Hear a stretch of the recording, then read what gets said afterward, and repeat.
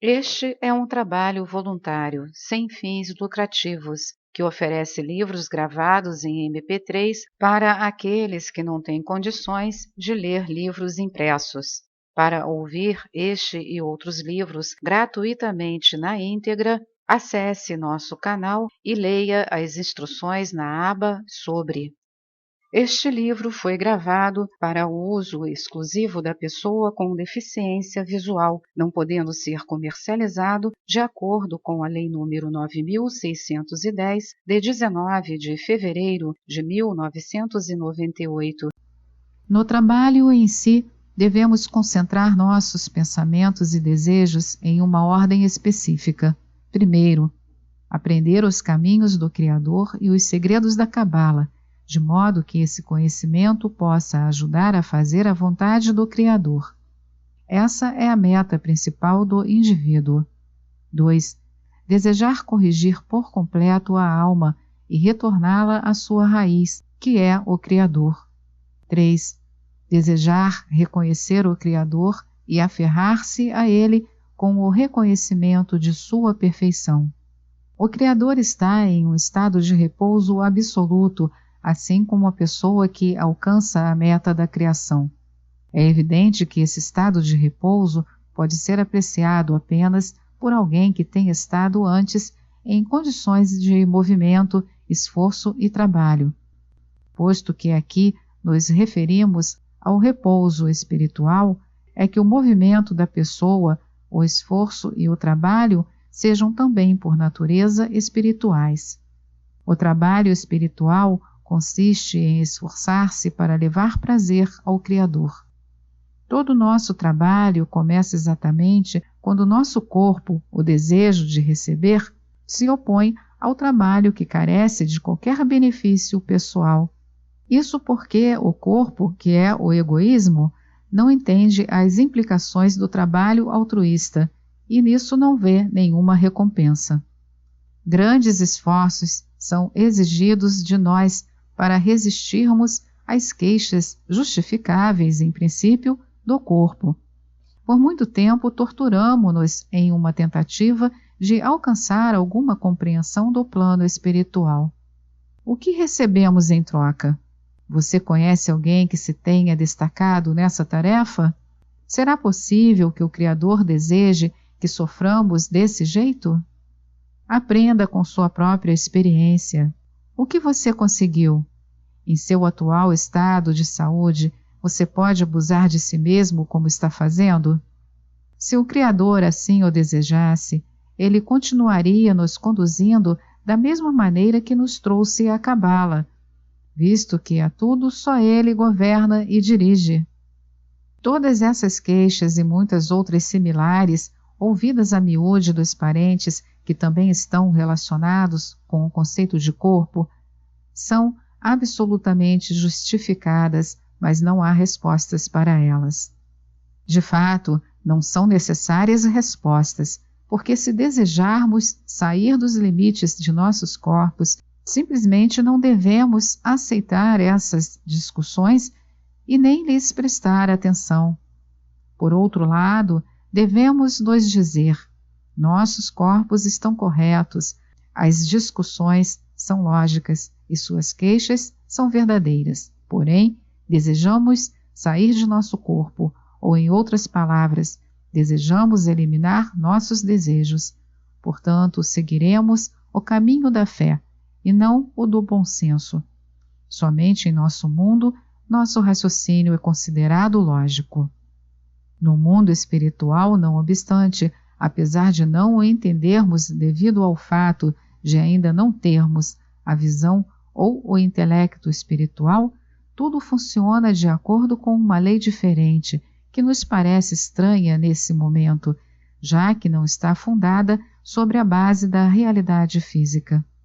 Tudo funciona de acordo com a lei da onipotência do Criador e pela rendição completa e voluntária a Ele, tanto em mente quanto em espírito, com a fé total em sua ajuda, contrariamente ao desejo do corpo de receber e a seus protestos. Esse trabalho em nós mesmos chama-se conferir pelo benefício de conferir, isto é, trata-se de um ato puramente altruísta, representado pela linha direita. Damos tudo simplesmente porque desejamos dar.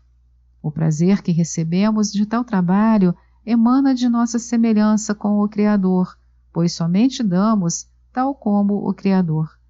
Isso se chama luz da fé ou luz da misericórdia, ou Or Hassadim.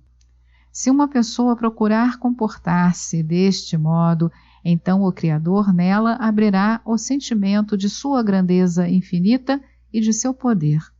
A fé dará lugar ao conhecimento, o corpo sentirá a importância do Criador, permanecendo disposto a fazer tudo em favor dele, porque agora percebeu a importância de sua magnitude e de seu conhecimento, de receber qualquer coisa de nós. Isso é aceito como a conquista de prazer, mas nesse caso sentimos novamente que o progresso foi conseguido com o corpo. Não é a grandeza do Criador que determina nossas ações, mas o prazer e o grau de confiança pessoal no trabalho feito pelo bem de sua magnitude. Assim, mais uma vez, caímos nas mãos do egoísmo e do interesse pessoal.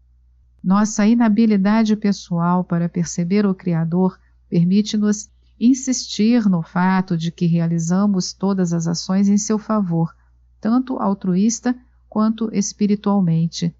A sua revelação, representada pela linha esquerda, é conhecida como o conhecimento da luz da sabedoria. Portanto, a revelação do Criador faz com que nos seja necessário aplicar restrições estritas na aquisição do conhecimento, na manipulação e na percepção de sua grandeza. Isso balanceia a fé e o conhecimento e a ausência da percepção e o deleite no Criador, em uma proporção que garantiria que não caíssemos de novo como presas do egoísmo. Ao acrescentar uma pequena porção de egoísmo ao estado original, podemos usar essa pequena porção e ainda proceder como se não tivéssemos aprendido nada, tal como no estado original.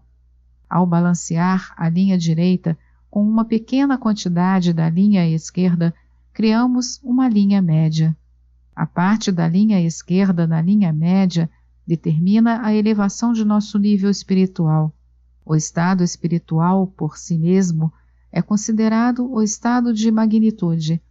O grau seguinte leva ao final o nível mais alto. Nossa fusão com o Criador em nossas qualidades e desejos. Isso ocorre pelo aumento gradual e alternado das linhas direita e esquerda. O equilíbrio entre ambas as linhas em cada nível da escada espiritual. No estado da linha direita, devemos estar felizes, sem nenhuma razão, somente pelo pensamento de que o Criador existe em nosso mundo. Não precisamos de nenhuma outra condição para a felicidade. Tal estado é conhecido como estar feliz com o que se tem. Se nada puder nos tirar dessa condição, ela é considerada absoluta. Mas, se começarmos a examinar nosso estado espiritual, veremos que de jeito nenhum nos aproximamos do Criador. Por também termos experimentado o fato de que não podemos corrigir a nós mesmos, pedimos ajuda ao Criador, a sua luz, que nos ajuda a superar o egoísmo do corpo. O desejo de receber é conhecida como a alma. A forma mais segura de determinar se um ato é altruísta ou egoísta é ver se sentimos que estamos prontos para ignorar qualquer resultado, seja prazer ou pagamento, independente do imenso ímpeto de gratificação que tenhamos como resultado de nosso próprio trabalho. Somente neste caso, tendo recebido prazer, podemos insistir que o fizemos em favor do Criador, e não para nós mesmos. O caminho completo da ascensão espiritual é uma negação gradual para receber prazeres cada vez maiores. Primeiro, os prazeres de nosso mundo, e depois, os prazeres espirituais verdadeiros. mais especificamente a percepção do Criador. Ele se ocultou a fim de permitir que nos adaptemos gradualmente a essa tarefa.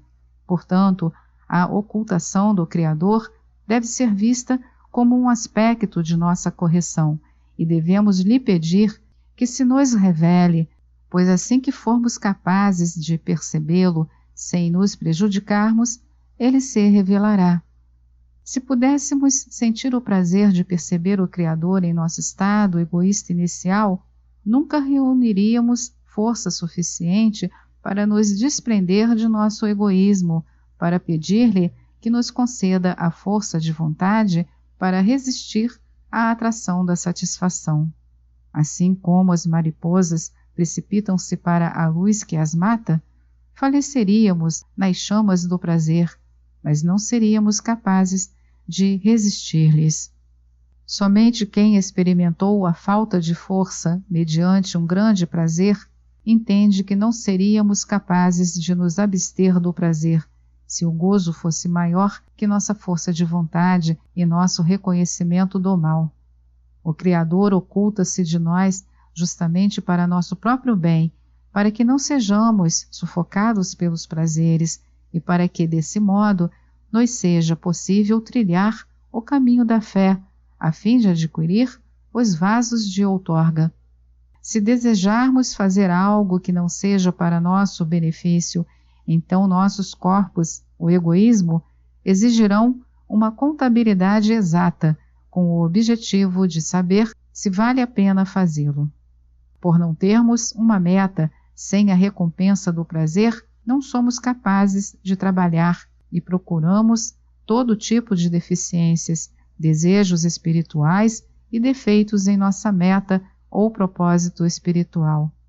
Nossos corpos perguntam-se então: com que propósito temos que nos envolver nisso?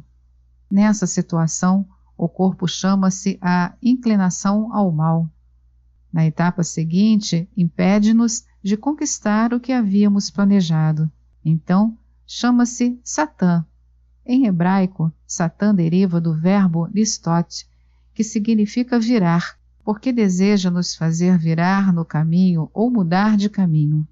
Depois disso, mata nossa espiritualidade, ao nos arrebatar todos os sentimentos de espiritualidade de nossa aprendizagem e de nossa relação com a Cabala e, em específico, nos dá prazeres envoltos em vestimentas mundanas. Nesse caso, chama-se o anjo da morte. Há apenas uma resposta para todos os agravos do corpo. Eu sigo adiante, apesar do que você me diz sobre a força da fé, porque o Criador assim o quer.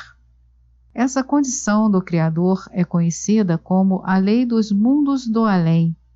Não temos a força para resistir ao prazer, a menos que nos convençamos de que isso nos prejudica. Isto é, a menos que coloquemos nossas mentes contra nossos corações. Porém, ainda neste caso, será preciso calcular o que é benéfico para nós, o prazer imediato e o sofrimento consequente, ou evitar o prazer e permanecer em nossa situação atual. Sempre que rejeitarmos o prazer, deveremos dar a nossos corpos uma conta exata do motivo pelo qual não nos convém derivar prazer do que veio a nós.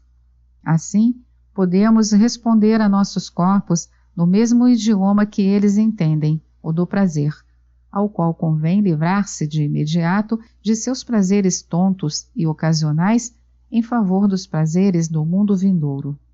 Podemos responder também no idioma do sofrimento, o qual não convém desfrutar agora, mas depois de passar pelo sofrimento do inferno.